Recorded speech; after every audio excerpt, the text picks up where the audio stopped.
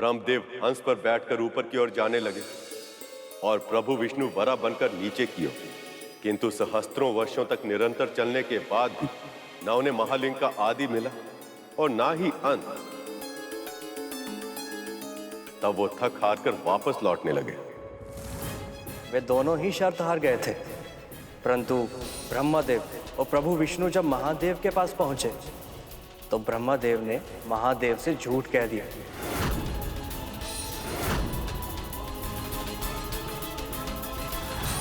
हे अज्ञान, मैंने बहुत प्रयास की किंतु तब भी मैं आपकी था नहीं पा सका।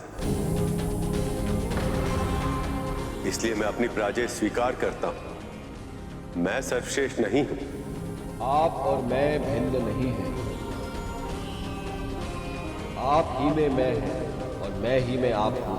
कहे तो आप ऐसे रहे हैं जैसे आप अथाह हैं, सबसे बड़े हैं, सबसे विशाल हैं, किंतु अब आप अज्ञात नहीं रहे स्तंभ। मैंने आपका प्रथम सिरा देख लिया है।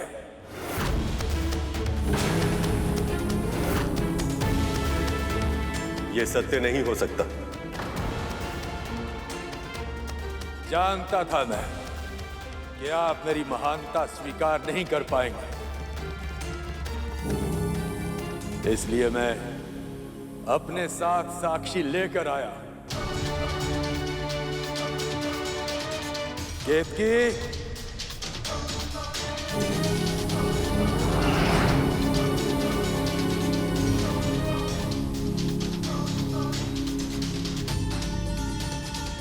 ये केतकी है, वो भूत जिसने स्तंभ का ऊपरी सिरा देखते हुए मुझे देखा था, सबसे ऊपर।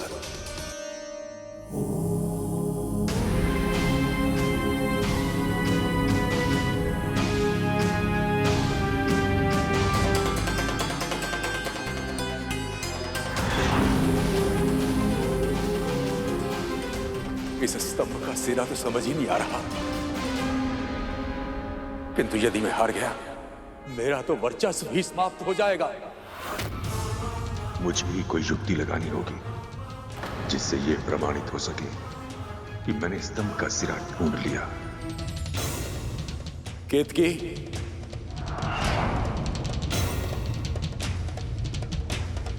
केतकी, मैं तुम्हें अपना साक्षी बना रहा, मेरे साथ चलो।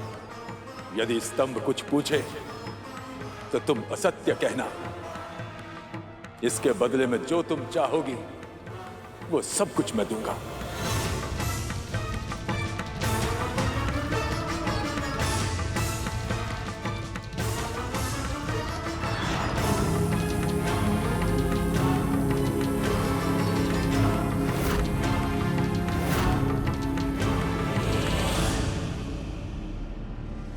ये कैसे संभव?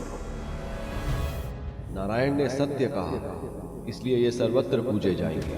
हर काल में हर स्थान पर विष्णु की पूजा की जाएगी और मेरे आराध्य भी होंगे, क्योंकि सर्वशक्तिमान होकर भी इन्होंने अपना अहंकार त्याग कर अपनी हार स्वीकार की। पर ब्रह्मदेव ने अपना अहंकार नहीं त्यागा और सर्वश्रेष्ठ तथा पूजनीय बनने के लालच में इन्होंने आज सत्य भाषण किया है, इसलिए आज से इनकी पूजा वर्जित होगी। और केतकी, तुमने झूठा साक्ष्य प्रस्तुत किया है, इसलिए आज के बाद तुम्हारा प्रयोग कभी किसी पूजा में नहीं किया जाएगा।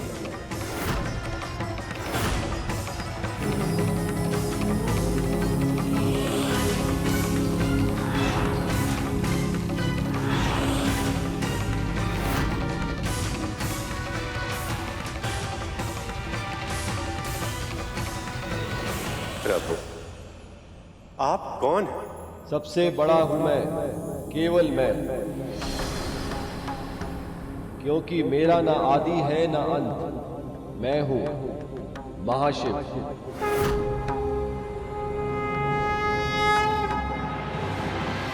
तुमने मेरी पूजा वर्जित की, मुझे दंड दिया। ये अधिकार तुमको किसने दिया स्तंभ? स्वयं को बड़ा कहते हो। सबसे बड़े असत्यवादी तो तुम स्वयं हो, क्योंकि सबसे श्रेष्ठ मैं हूं। मैं हूं सबसे बड़ा, पर ब्रह्म हूं मैं। 5 शीश हैं मेरे।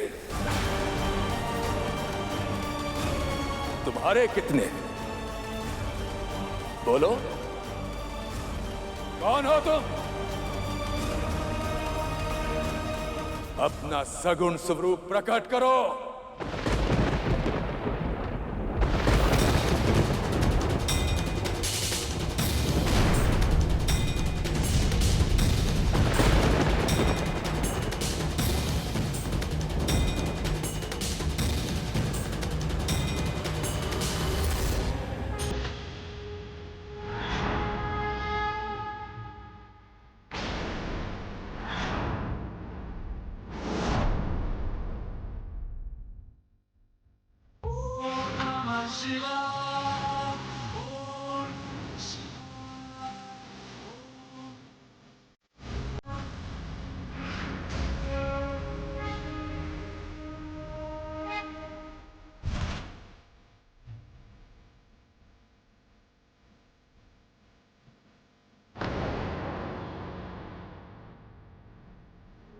मैं हूं देवों का देव महादेव।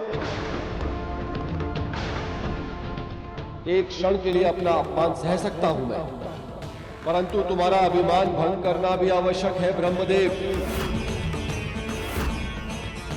इसलिए अब मैं तुम्हें अपनी शक्ति का परिचय दूंगा और मेरा रुद्र अवतार ही तुम्हारे अहंकार का नाश करेगा, जो काल भैरव कहलाएगा।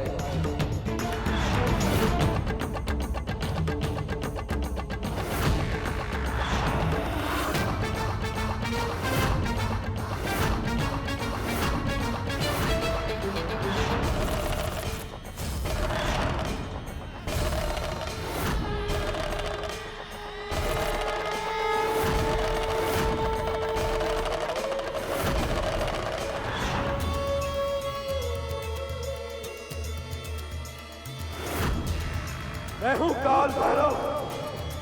अहंकार का भक्षण करता हूं मैं। वही अहंकार जो तुम्हारे भीतर प्रचुर मात्रा में भरा है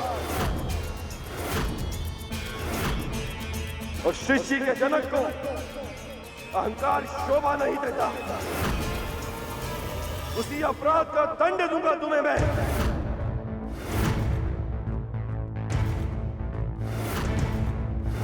माया के वश में जब घमंड ब्रह्मा जी पे छाया था, स्वयं को श्रेष्ठ मान क्रोध शिव जी को दिलाया था। तब काल के समान रूप काल भैरव का लिया और काट के सर 5 ब्रह्मा जी का पृथक किया।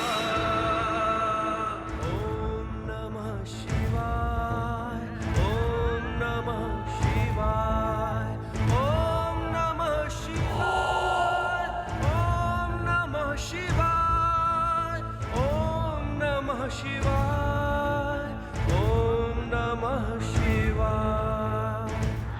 महादेव ने अहंकारी ब्रह्मदेव को दंड देकर उन्हें पर ब्रह्म की उपाधि से वंचित कर दिया और ब्रह्मदेव के पद को ऐसा बना दिया कि उस पर सदा के लिए कभी भी कोई आसीन नहीं रहता।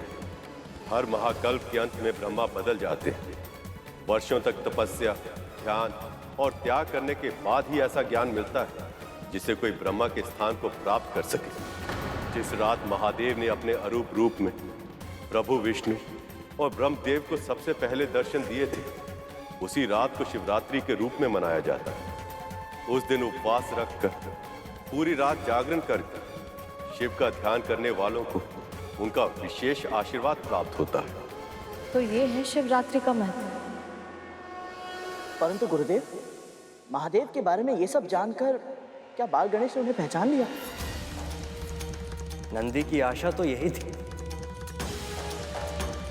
अब समझ आई तुम्हें हमारे महादेव के क्रोध की गंभीरता। जैसे उन्होंने काल भैरव का रूप लेके ब्रह्मदेव को दंड दिया था, उसी तरह मैं तुम्हें दंड दूंगा। इतना आत्मविश्वास! ब्रह्मदेव का शीश काटा होगा, पर मेरी एक उंगली को हानि नहीं पहुंचा सकते तुम।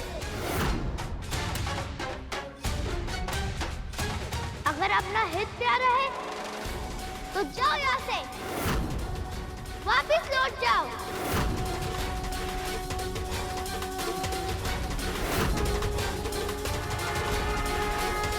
प्रभु, कल्पना करना भी कठिन है कि कोई बालक इतना मनमोहक हो सकता है। सखी के शक्ति से जन्म लिया है उसने। जितना रूपवान है उतना ही नटखट भी है।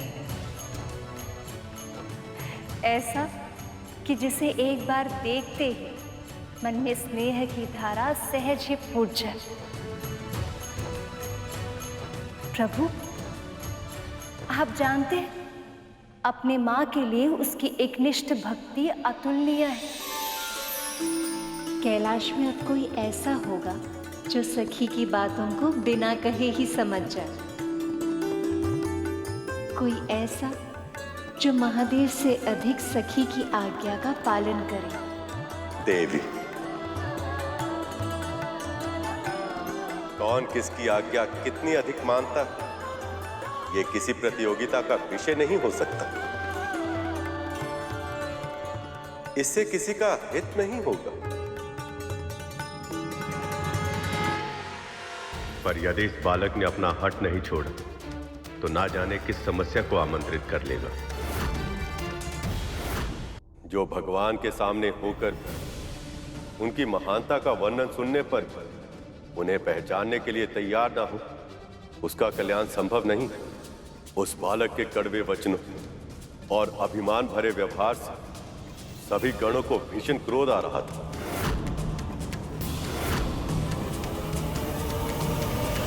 बस करो बालक, बंद करो ये खेल। तुमने ना केवल नंदी जी का अपमान किया है, बल्कि स्वयं महादेव का अपमान किया है तुमने। महादेव तो जगत के पिता है। वो किसी के भी पिता हो, उससे मुझे क्या। मैं उनके लिए ही नहीं, सारे जगत के लिए अपना वचन नहीं तोड़ूंगा।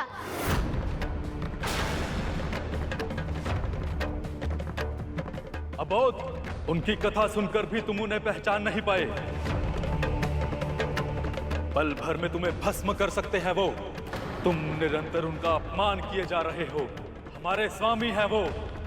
इस संपूर्ण जगत में ऐसा कौन है जो उन्हें रोकने का सामर्थ्य करे?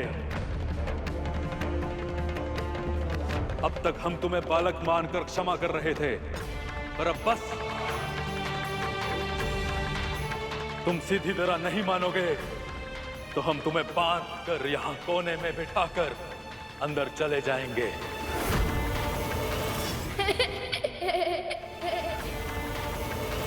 ओहो, कितना बोलते हो तुम सब। साहस है तो करके दिखाओ।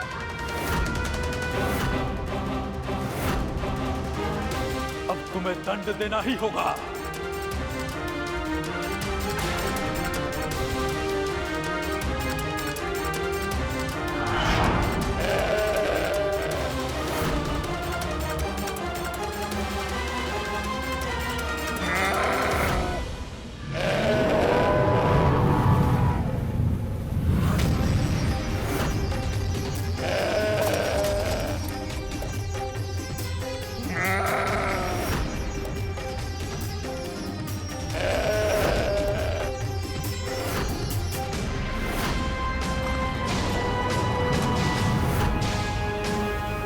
सामने से हट जाओ बालक। श्रृंगी की टक्कर तुम सहन नहीं कर पाओगे।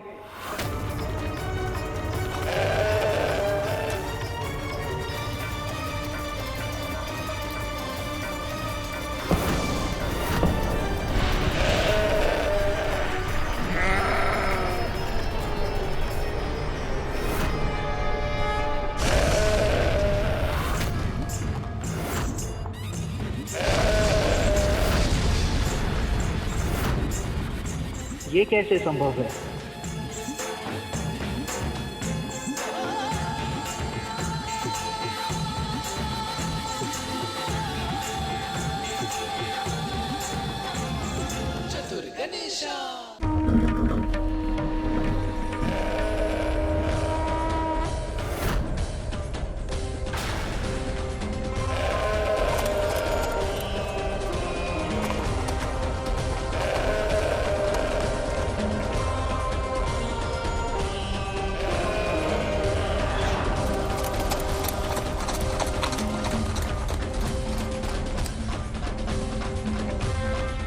ये बालक तो शिवगण से ही युद्ध करने लगा।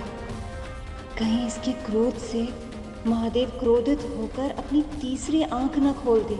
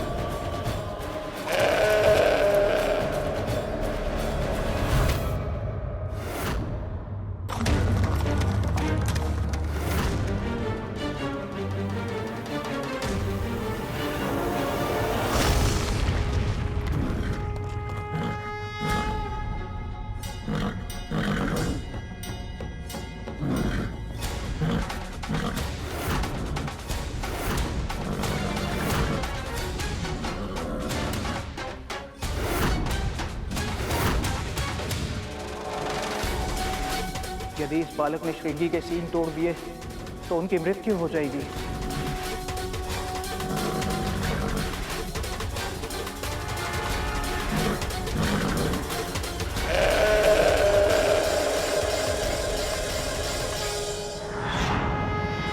हे नारायण, फिर क्या हुआ गुरुदेव? बालक के कारण श्रृंगी के साथ इतना बड़ा अनर्थ हुआ, तो फिर महादेव ने क्या किया?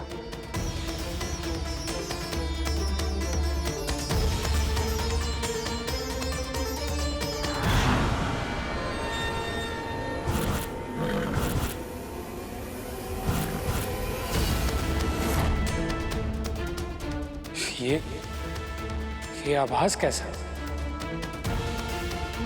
कुछ तो अनुचित हो रहा है। और क्या?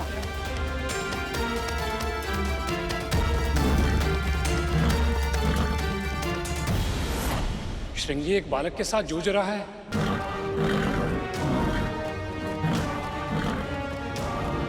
और इस बालक में तो श्रृंगी से अधिक शक्ति है।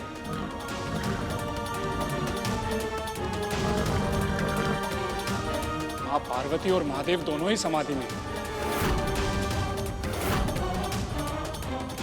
ऐसे में कौन रोक सकता है इस बालक को? इसका तो एक ही है कि कुछ बहुत बड़ा अनर्थ होने वाला है। किसी को तो रोकना होगा इसे। नारायण नारायण नारायण नारायण। प्रभु, इस समस्या का समाधान आपको करना ही होगा, इससे पहले कि कोई अनर्थ हो जाए।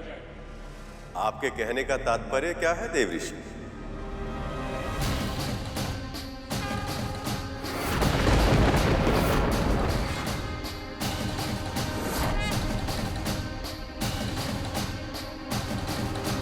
क्या माँ पार्वती का पुत्र सच में बहुत विशेष है?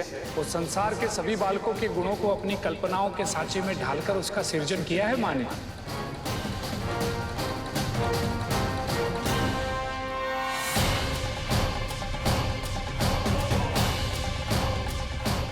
श्रृंगी के प्राण उसके सींगों में होते हैं। अगर बालक ने बलपूर्वक उसके सींग को उखाड़ फेंका तो उसके प्राण चले जाएंगे, और यदि उसके प्राण चले गए तो न जाने महादेव क्रोध में आकर क्या करेंगे इस बालक का।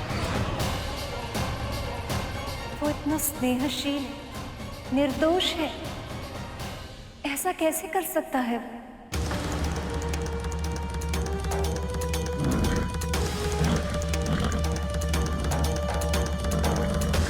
बस, अब बहुत उद्दंडता कर चुके तुम। मैं तुम्हें चेतावनी देता हूं बालक, इसे क्षण श्रृंगी को छोड़ दो।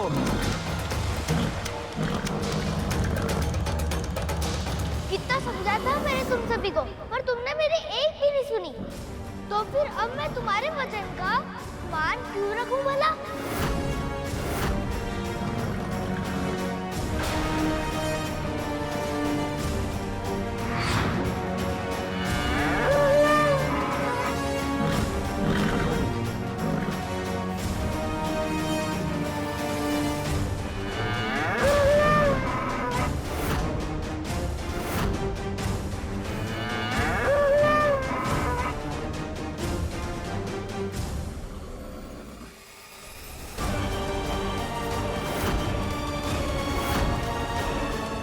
से एक साथ कैसे रहूंगा मैं?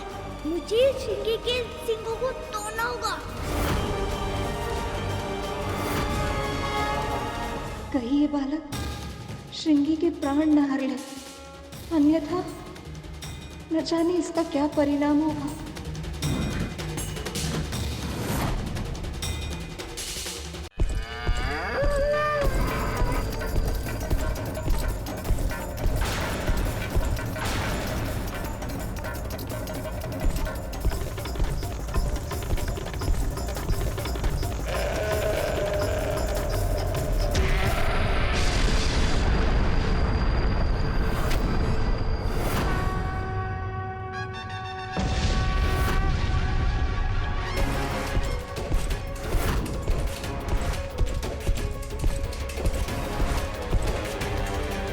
ये सारी घटनाओं से यही सिद्ध होता है कि जो मुझे आभास हुआ था वो सत्य में घटित होने वाला है।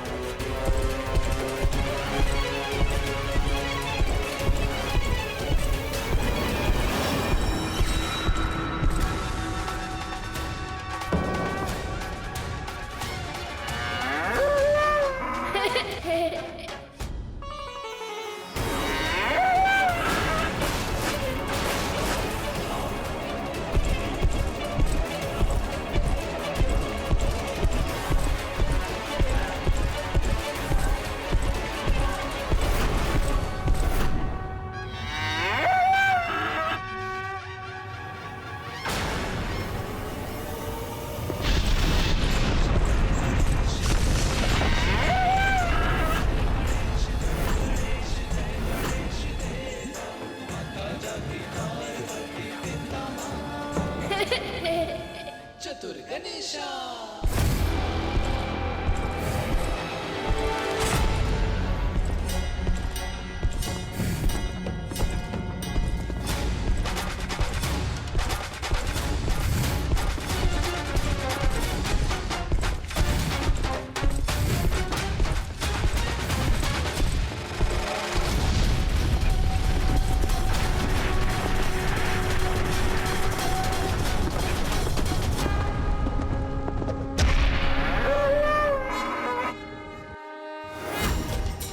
इस बालक में असीमित शक्ति है और इसे ये ज्ञात भी नहीं है कि इसके उपयोग का क्या परिणाम होगा।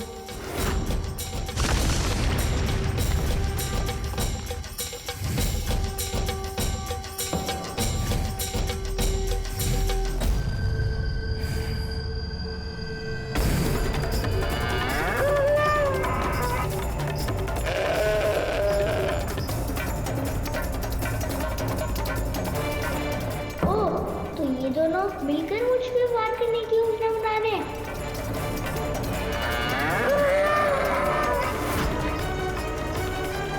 एक छोटे से बालक पर दो योद्धा प्रहार करेंगे तो केवल एक डंडा की सहायता से ये अपना बचाव कब तक कर पाएगा?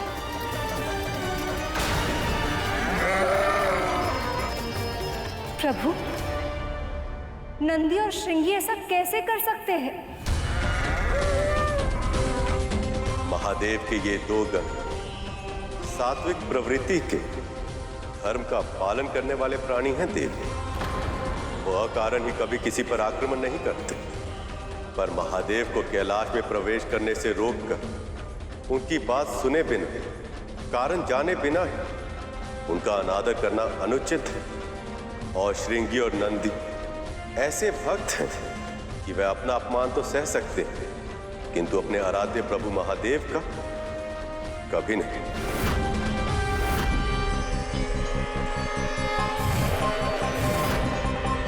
और जहां तक प्रश्न सहायता का है माँ, तो ऐसा लग रहा है कि सहायता की आवश्यकता बालक को नहीं अपितु श्रृंगी और नंदी को है। आओ आओ, ऐसे आनंद की अनुभूति कराऊंगा कि कभी भूल नहीं पाओगे।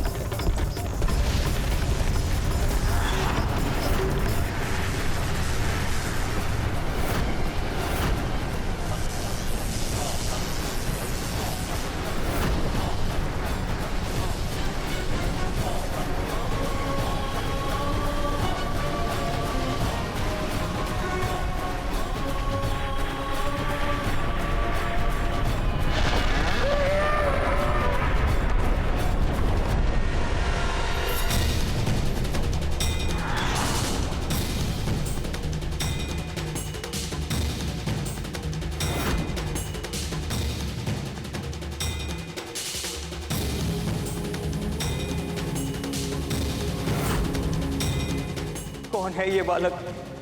ऐसी कौन सी शक्ति है इसके दंड में कि हम इसका सामना नहीं कर पा रहे? ये तुमने ठीक नहीं किया बालक। चिल्ला तो ऐसे रहो कि मैं तुमसे भयभीत हो जाऊंगा। तो आगे बढ़ो ना, आओ ना, तो फिर माँ के दंड का दंड तुम्हें भी मिलेगा। आ जाओ आगे।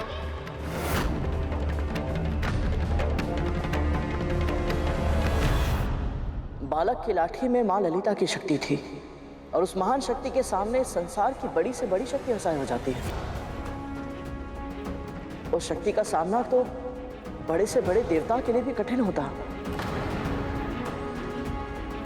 तो फिर श्रृंगी और नंदी के लिए तो ये असंभव ही था। तूने सत्य कहा करो। इतने वर्षों बाद आप समझ पाई हो कि तू जैसा है वैसा क्यों है, क्योंकि तेरे भीतर तेरी मां की तपस्या की शक्ति है और उसी शक्ति के प्रभाव के कारण तुझे पराजित करना असंभव नहीं, किंतु हाँ कठिन अवश्य है। किंतु मैं ये पहचान ही नहीं पाई। अपने अभिमान में ये सोचती रही कि तुझे दास बनाकर नियंत्रित कर सकती हूं मैं। कितनी बड़ी मूर्ख हूं मैं।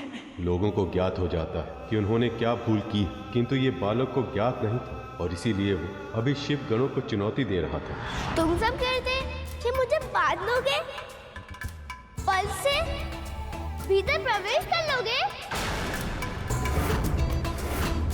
यदि मैंने तुम्हें रोकने का प्रयास किया तो तुम्हारे स्वामी तो बहुत क्रोधित हो जाएंगे ना, और मुझे भस्म कर देंगे। एक बालक से पराजित होकर मन विचलित हो गया।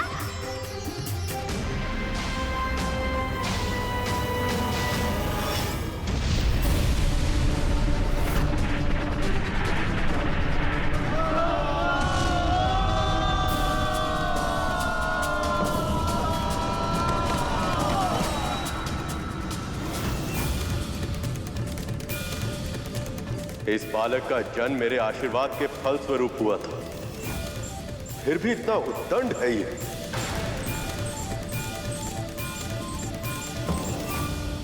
हाँ स्वामी, इस बालक के व्यवहार से तो मैं भी चकित हूँ। इतना समझाने पर भी इसे आभास क्यों नहीं हो रहा कि माँ का आज्ञा का पालन का अर्थ ये नहीं कि दूसरों का अनादर करे। परंतु गुरुदेव मैं समझ नहीं पा रहा कि वो बालक तो माँ पार्वती से उत्पन्न हुआ था, तो फिर वो इतना उद्दंड और अभिमानी क्यों था? गरुड़, छोटे बालक गीली मिट्टी की तरह होते हैं। उन्हें कोमल हाथों के स्नेह की आवश्यकता भी होती है ताकि उन्हें सही आकार मिल सके, और भट्टी की आंच के अनुशासन की भी आवश्यकता होती है ताकि वह बलशाली और परोपकारी भी बन सके। जानबूझकर किया गया कार्य भूल नहीं, अपराध कहलाता है। मुझे पता था ना कि मैं तुझे महल से बाहर जाने की अनुमति नहीं दूंगी, इसलिए तूने मुझसे झूठ बोला।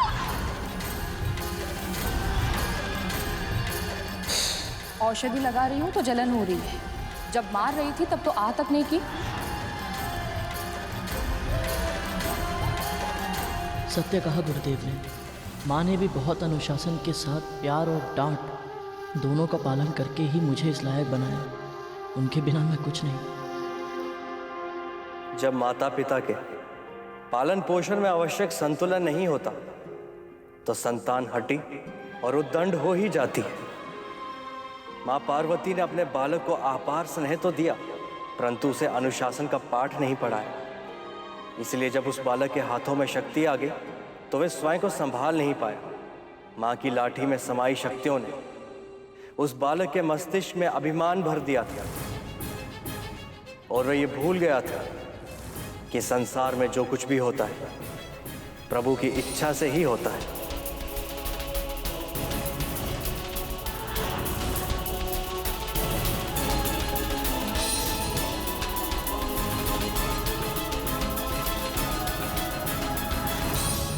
अपने पुत्रों का पालन पोषण करने में यही भूल की थी मैंने। जब जब करुण को डांटते फटकारते हुए विंता को देखती, तब तब यही सोचती मैं, कितनी निर्दयी माँ है ये। किंतु आज समझ में आया कि वो कितनी सही थी। मैंने अपने पुत्रों को केवल प्रेम दिया, उनके मन की गीली मिट्टी में असीमित महत्वाकांक्षा के बीज बोए, किंतु अनुशासन के जल से सींचना भूल गई। संतुलन का पाठ ही नहीं पढ़ाया मैंने उन्हें, और इसलिए मेरे पापों का दंड मेरे पुत्रों को भोगना पड़ा।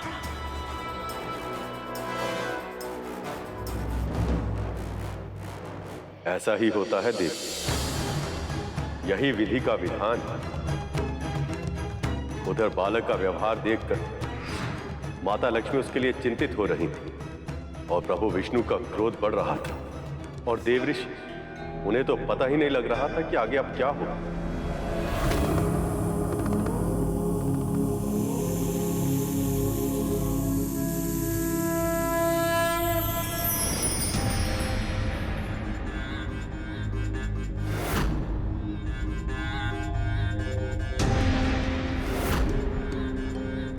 बहुत देर से इस बालक को देख रहा हूं मैं। अब समय आ गया है कि कोई इसे भय का अर्थ सिखाए। अब तो आप ही ये प्रयास कर सकते हैं महासर्प। बस इसके बहुत निकट मत जाइएगा, इसके दंड से बहुत पीड़ा होती है सर्वश्रेष्ठ। चिंता मत कीजिए, मेरा महाविशाल रूप इस बालक को भयभीत करने के लिए पर्याप्त होगा।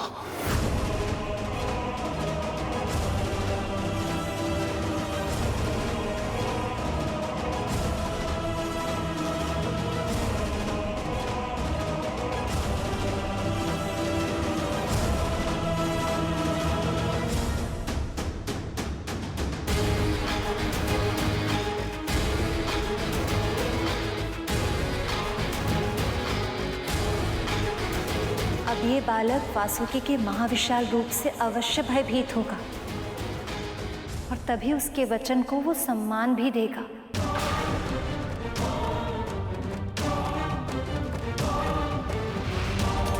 मैं आशा करता हूं कि ऐसा ही होगा देव, अन्यथा परिणाम बहुत बुरा होगा।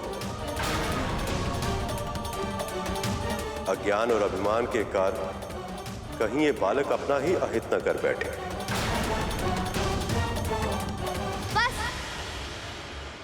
मुझे ज्ञान देने का प्रयास करके अपना और मेरा समय व्यर्थ मत करो।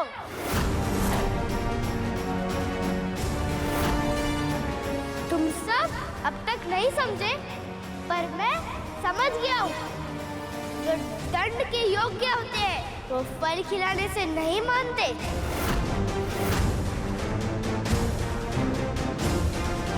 ठीक है, निर्णय करो। पहला प्रहार तुम करोगे कि मैं करूं? तुम्हें आभास भी है कि मैं कौन हूं?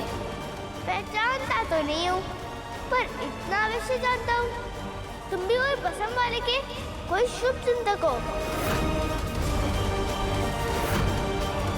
वैसे प्रसन्नता तो करनी चाहिए, कुछ तो बात है उस जटाधारी भिक्षुक बाबा में।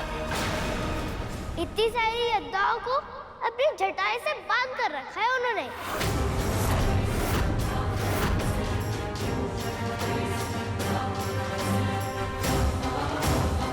को विराम दे बालक, क्योंकि यदि मैंने अपना मुख खोला तो फिर विष निकलेगा। ओह, तो तुम हो वो विषधर सर्प जो त्रिनेत्रधारी के कंठ में लिपटे रहते हो। प्रशंसा तो निश्चित ही करनी पड़ेगी, बहुत बड़ा पशुपति है वो। मेरे बैल, और अब सर्बियों की ओर से युद्ध करने आ गए। लगता है वो स्वयं भिक्षा मांगकर तुम सबकी भूख मिटाने में सक्षम है।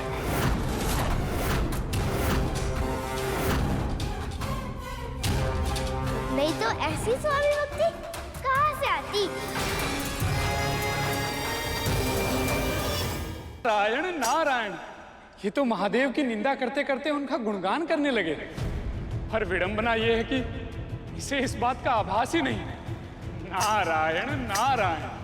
पर कहीं ऐसा ना हो कि उसे आभास होते होते बहुत देर हो जाए। वासुकी का विष बड़े बड़े असुरों के लिए प्राणघातक है। ये तो केवल एक छोटा सा बालक है जिसे अब दंड की आवश्यकता है।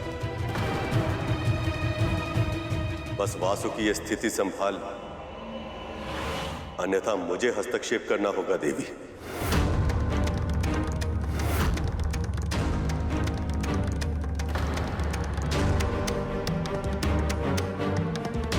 ध्यान रखना, यदि तुम स्वामी भक्त हो तो मैं भी मात्र भक्त हूँ।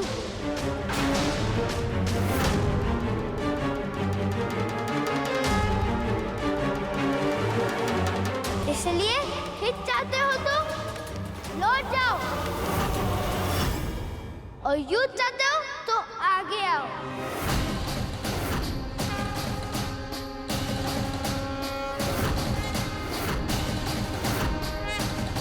वैसे भी जल में कीड़ा करने वाले किसी साधारण सर्प से अधिक नहीं हो।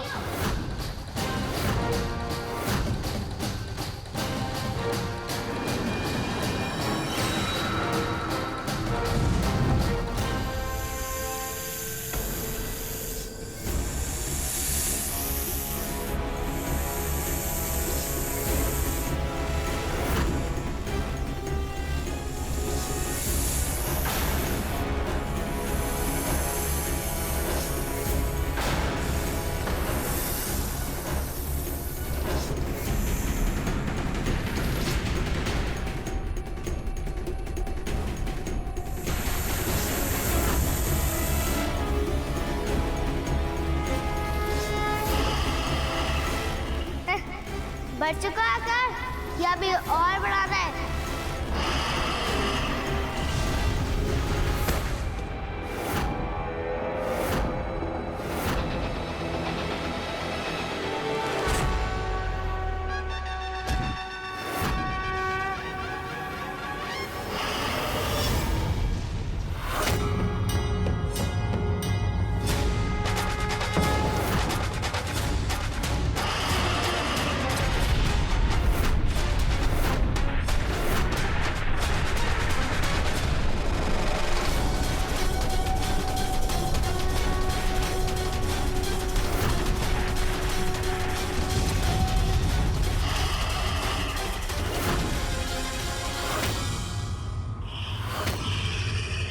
यही सामर्थ है तुम्हारा?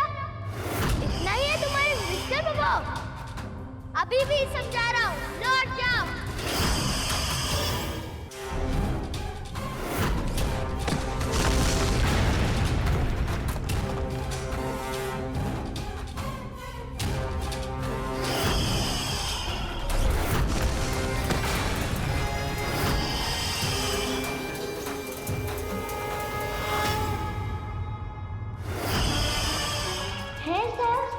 तो पूरी क्षमता के साथ आक्रमण करो।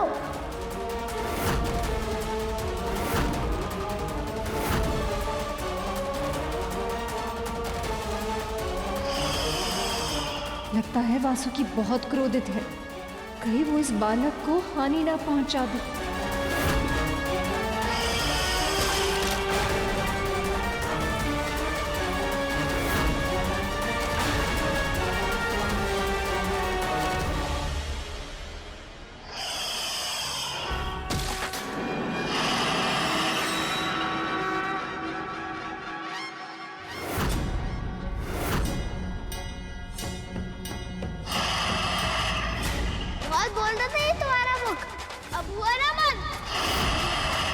चल रही थी तुम्हारी जीभ, चली गई ना मुख में। कितना तीक्ष्ण था तुम्हारा विष। अब एक बालक के पराजित होने की इच्छा से भीतर ही भीतर तुम्हें जलाएगा। चलो आया आनंद, अब जाओ अपने महादेव से लिपट जाओ।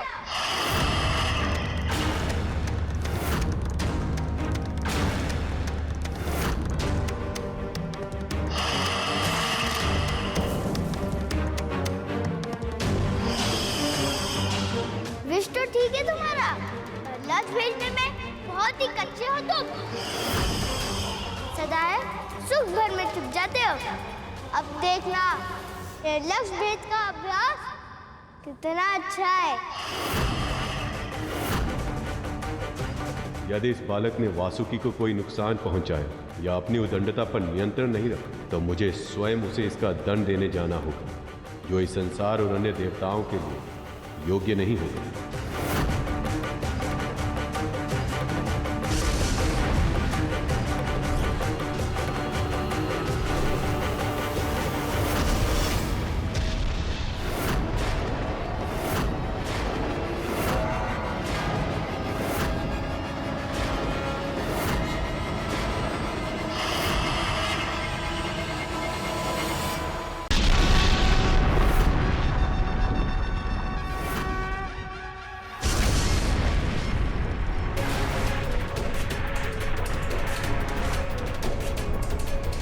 ये किस नए संकट के संकेत हैं?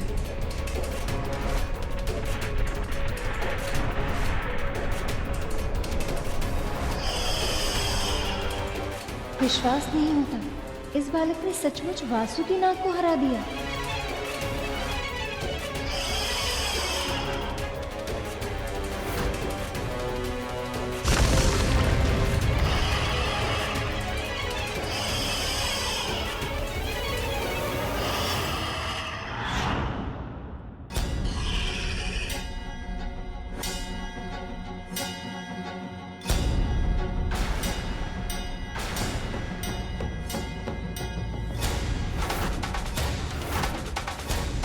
पार्वती की शक्ति के प्रताप से वासुकी का विशाल आकार भी छोटा हो गया और अब ये बालक इतने महान नाग के साथ एक खिलौने की तरह व्यवहार कर रहा है।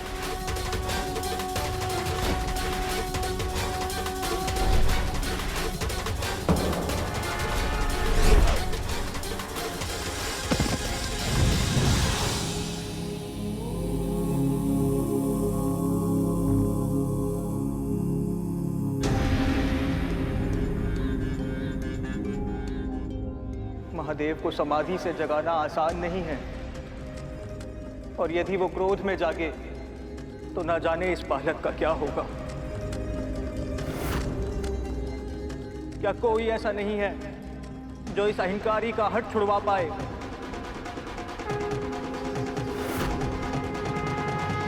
अब इस बालक की उदंडता अति की सीमा को लांघ चुकी है। अब मुझे जाना ही होगा। प्रभु, स्वयं महादेव और सखी पार्वती उस बालक के माता पिता हैं, और वो दोनों अपने पुत्र को अनुशासन का पाठ पढ़ाने के लिए पूरी तरह सक्षम हैं। मुझे नहीं लगता कि इस समय आपको हस्तक्षेप करना चाहिए, कहीं बात सुलझने के बदले बिगड़ न जाए।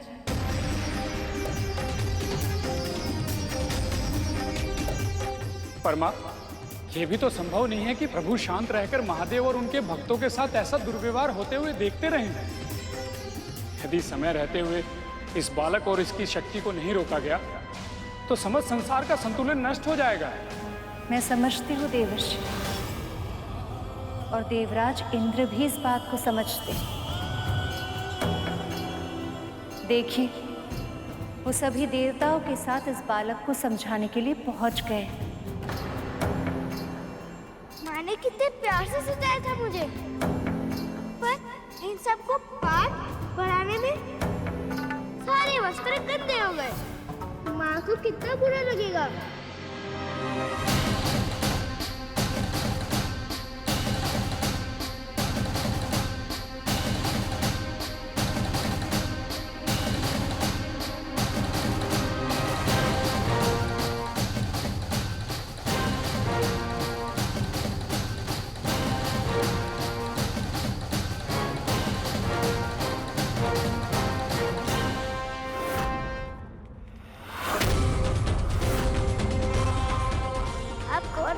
पिटाई खाने।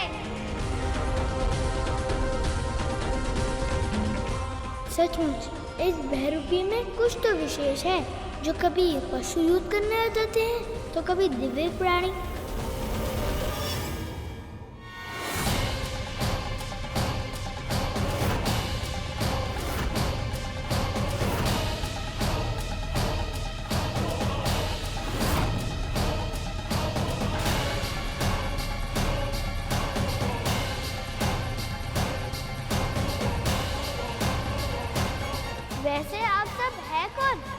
मैं हूं देवराज इंद्र। और मैं हूं अग्निदेव। और मैं हूं वायुदेव। और मैं हूं वरुण देव। और हम सभी हैं देवगण। तुम अपनी माँ की आज्ञा का पालन कर रहे हो बालक, ये बहुत ही अच्छी बात है। पर अपनी माँ की आज्ञा के आगे किसी और की बात ना सुनना ये अनुचित है। तुम महादेव को जानने का प्रयास तो करो, स्वयं जान जाओगे कि वो कौन है और तुम्हें उन्हें क्यों नहीं रोकना चाहिए। जो मेरी माँ के आदेश का पालन करने का इच्छुक नहीं है, उसे जानने में मेरी कोई रुचि नहीं है।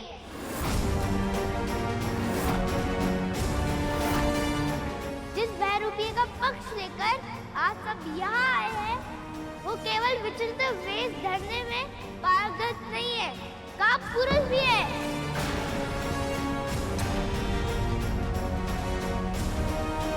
स्वयं तो आंखें मूंदकर ऐसे बैठ गए हैं जैसे उन्हें किसी बात से कोई अंदर ही नहीं पड़ता। पर कुछ ही समय के अंतराल में बार बार किसी न किसी को युद्ध करने के लिए भेज देते हैं वो।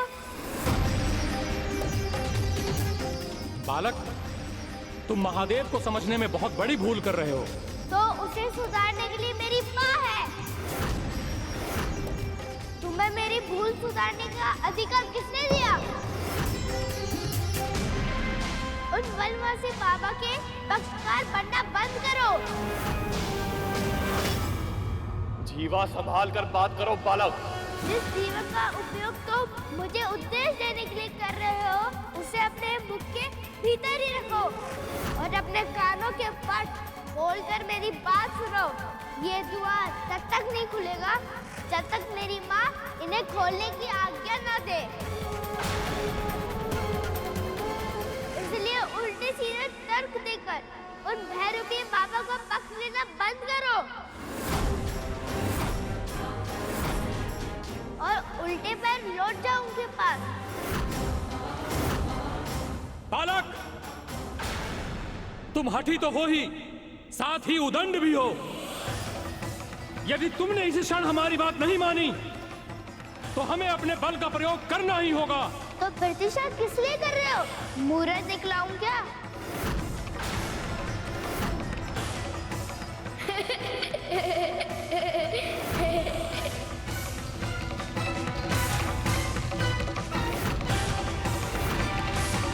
बालक,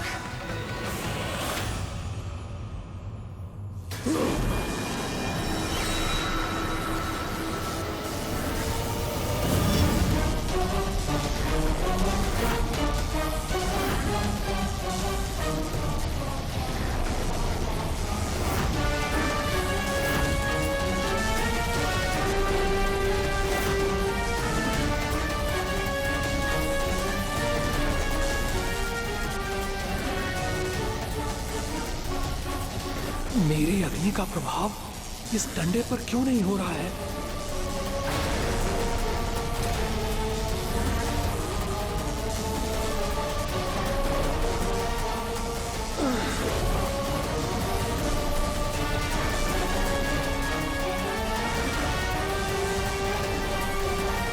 कौन है ये बालक जो अग्नि देव की इतनी भीषण प्रहार को भी विफल कर रहा है?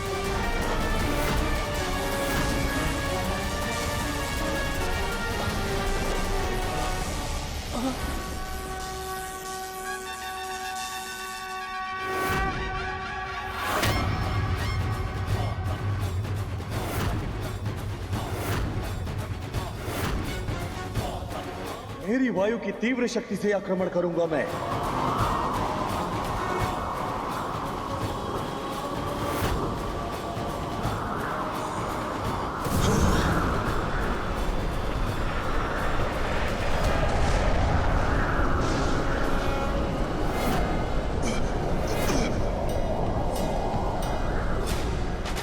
इस बालक ने देवताओं का अपमान कर, उन्हें क्रोधित कर उनसे भी युद्ध करने लगा।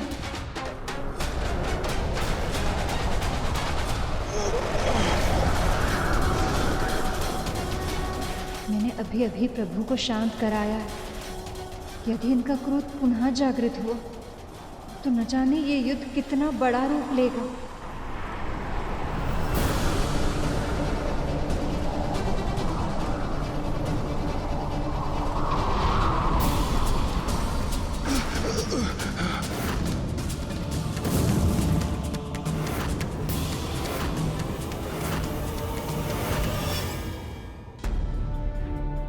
इस बालक पर तो वायुदेव के वार का भी कोई असर नहीं पड़ा।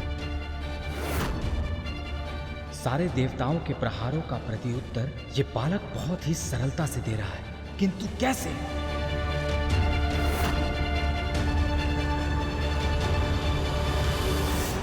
इतने सारे व्यक्ति उन्हें मना कर रहे थे, महादेव के पक्ष से उन्हें समझाने का प्रयास कर रहे थे, फिर भी बाल गणेश के मन में यह शंका क्यों नहीं आई कि वो कुछ अनुचित कर रहे हैं?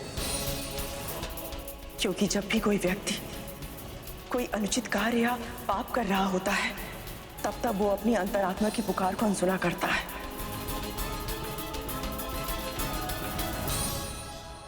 तुझे पता है मुझे कैसे पता चला? जब भी मैं तेरे साथ या विंता के साथ कुछ भी अनुचित करती थी, तब मेरी अंतरात्मा मुझे टोकती थी, मुझे रोकती थी, किंतु मैंने कभी उसका सुझाव ही नहीं माना। तुम्हारे स्वामी, जिनका हृदय इतना शुद्ध है कि देवता भी उनसे परामर्श लेते हैं, उन्होंने भी तुम्हें समझाया कि गरुड़ उसकी मां को मुक्त कर दो, किंतु तुम उनके सुझाव के बिल्कुल विपरीत कार्य कर रही हो। तुम भूल रही हो खतरू, जो अन्य व्यक्तियों के लिए विपदा उत्पन्न करता है, उन्हें स्वयं भी उसी विपदा का सामना करना पड़ता है। आज तुम विंता के पुत्र को संकट में डालना चाहती हो, पर कहीं ऐसा ना हो कि तुम्हारे पुत्री तुम्हारे बनाए हुए जाल में फंस जाए। आप सत्य कह रही हैं देवी, किंतु एक सत्य और भी कि उचित और अनुचित का अंतर जानने के लिए ज्ञान का होना बहुत आवश्यक है।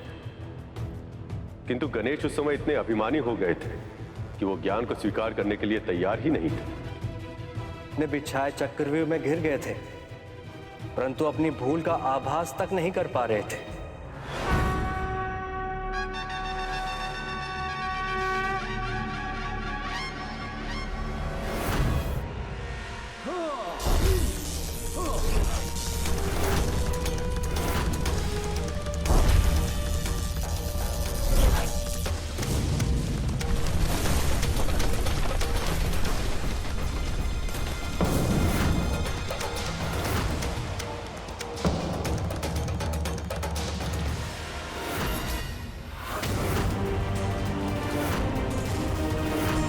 देवताओं, आक्रमण!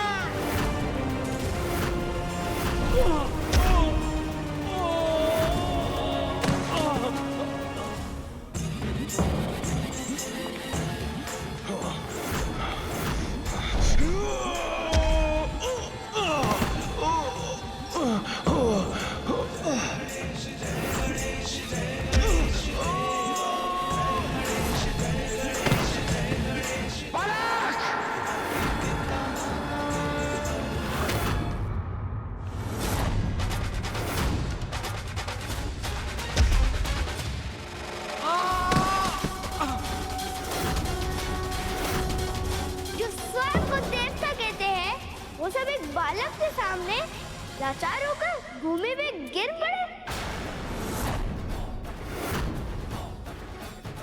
चाहे तो दया की भिक्षा मांग कर देख लो, ठीक से विनती करोगे क्या पता दया ही कर दूं। इस बालक में अहंकार पूर्ण तरह से बस गया और इस अहंकार के अंधकार में खोकर ये बालक देवताओं से भी लड़ रहा है। ये उचित नहीं।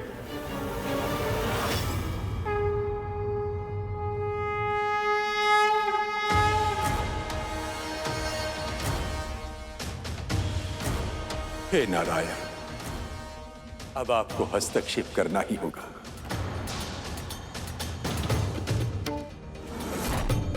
यदि इस बालक को ना रोका गया तो इसकी शक्ति निरंतर बढ़ती जाएगी और एक समय पर इसे नियंत्रित करना असंभव हो जाएगा।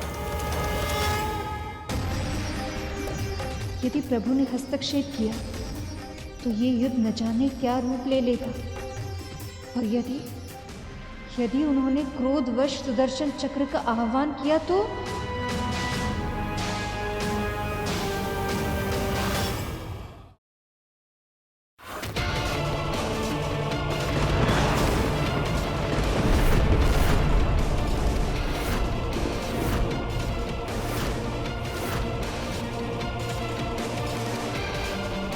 कुछ कीजिए प्रभु, शीघ्र ही, नहीं तो अनर्थ हो जाएगा। देवराज इंद्र ने अपने वज्र का आह्वान कर ही लिया है।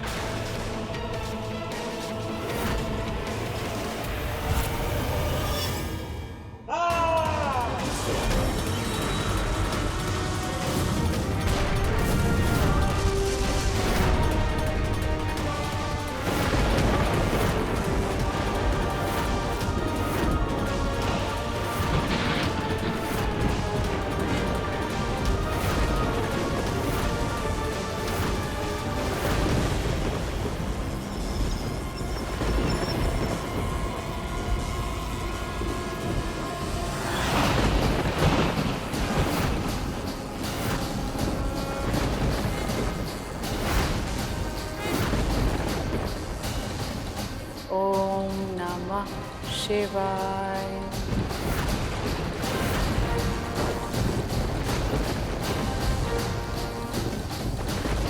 ओम नमः शिवाय।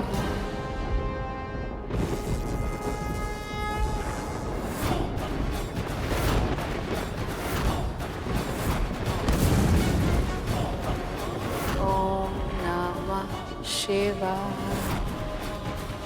ये कैसी शक्ति है इसके दंड में, जिसने मेरे वज्र का प्रभाव भी विफल कर दिया।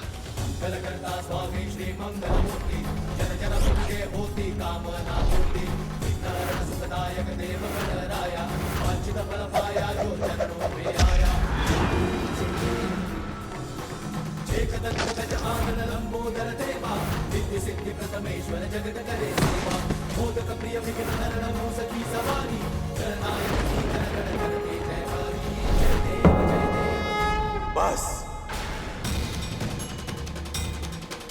बहुत हुआ। देवताओं की रक्षा करना मेरा धर्म है और मैं अपने धर्म का पालन अवश्य करूंगा।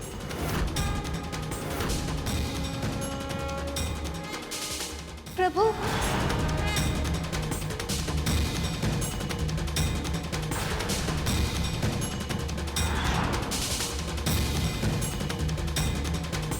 माँ, देव, प्रभु विष्णु और महादेव अर्थात त्रिदेव एक ही समय पे एक ही स्थान पर एक ही शक्ति के विरुद्ध।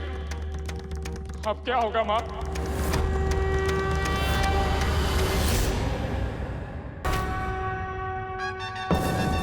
देवता भी पराजित हो गए, यहाँ तक कि देवराज भी असफल हो गए। ये कैसे संभव है?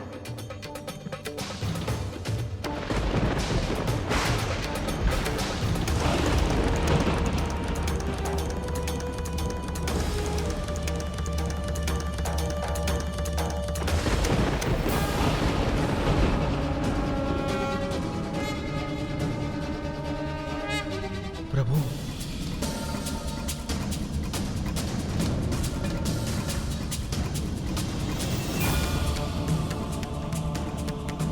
ये सभी हताश हो चुके थे, पर अब नई शक्ति नई फिर से खड़े हो गए। ऐसा कौन आ रहा है अब?